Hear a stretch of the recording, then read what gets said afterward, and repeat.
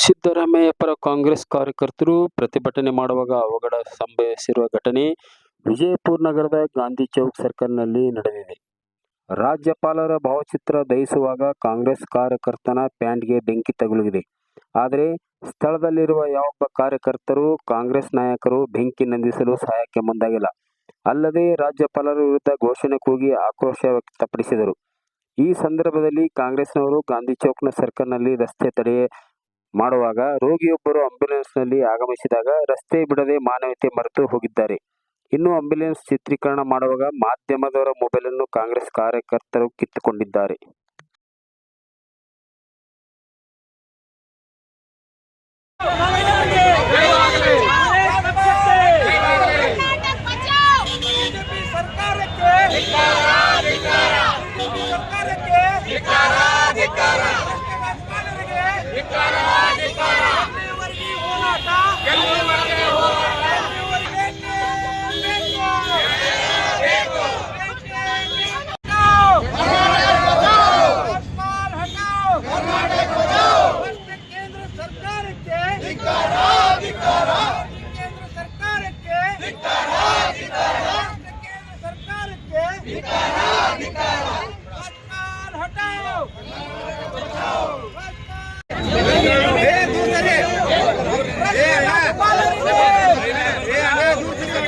दूर सर